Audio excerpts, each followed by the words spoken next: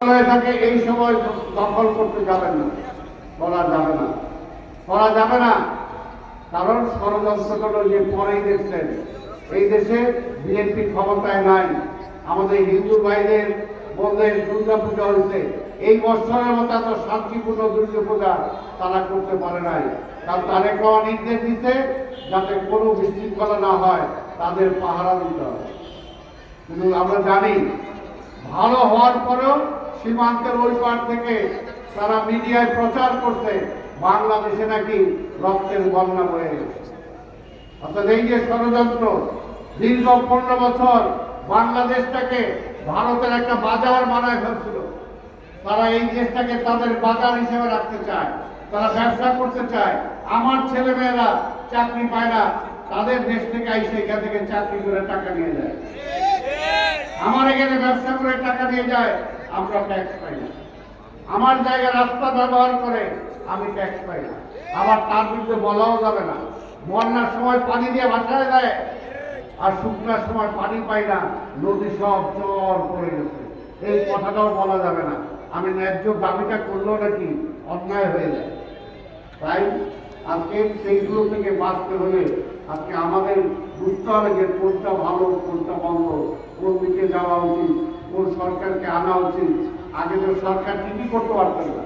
বাংলাদেশের প্রধানমন্ত্রী কে হবে, কে ক্ষমতা আসবে ঠিক করে দিত ইন্ডিয়া। বলেন, আওয়ামী লীগকে ক্ষমতায় আসছে, আপনার ভোট দিয়ে ক্ষমতা দিচ্ছিলেন, ইন্ডিয়া ঠিক করে দিচ্ছে। ইন্ডিয়ার সচিব আইসে এই দেশে বলে যায় আওয়ামী লীগকে ক্ষমতায় রাখতে হবে, তুমি কে বলার? সেই কারণেই ওইকে কারণ করে এটাই যে আমার দেশে ব্যবসা বাণিজ্য সব কিছু তারা নিয়ন্ত্রণ করবে, আমরা খালি হাত পাইতে থাকবো। এটা হতে পারে? এটা হতে পারে না।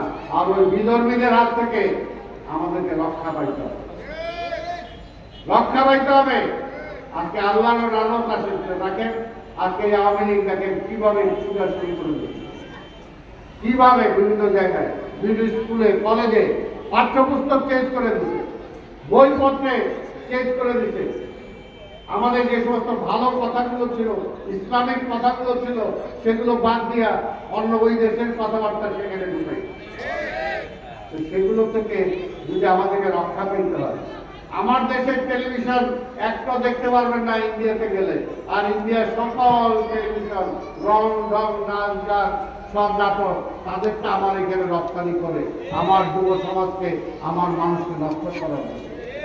কারণ এইগুলোকে যদি প্রতিহত করতে হয়, তো সেই জন্য ভালো দল দরকার।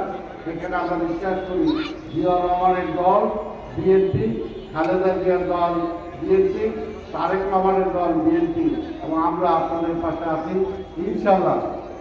18 সালে নির্বাচন করছিলাম, সেই সময় আপনারা ভোট দিতে পারেন নাই। তারপরে ভোট না দেওয়ার পরেও অনেক ভোট পাই গেছে, অনেকে বলে দিতেও গেছিলাম। এই জন্য রাত্রে 1টার সময় রেজাল্ট পাল্টায় তারা বিচার করছে।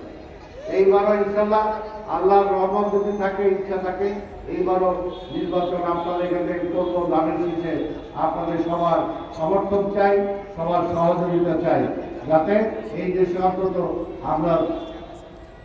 আমরা ভালো মানুষের রাজত্ব কায়েম করতে পারি, দ্বীন ও ইসলামকে আমরা প্রতিষ্ঠা করতে পারি, ইসলামের পথে যত বাধা সেগুলো যাতে আমরা দূর করতে পারি। সংবিধানে বিসমিল্লাহির কেন দিল, আল্লাহ নামে সব শুরু হবে, এগুলো কেন দিল? এগুলো নিয়ে আওয়ামী লীগ আন্দোলন করছে না, পাল্টায় দিতে চাইছে। কিন্তু আমরা এগুলো জানি, কারণ বাংলাদেশে আমরা ধর্মপ্রাণ মুসলমান, আমরা বেশিরভাগ 90-95% মুসলমান, আমাদের কথাই তো এখানে চলা হচ্ছে। কিন্তু সেটা না করে ওই দেশ থেকে তারা আমদানি করতে চায়।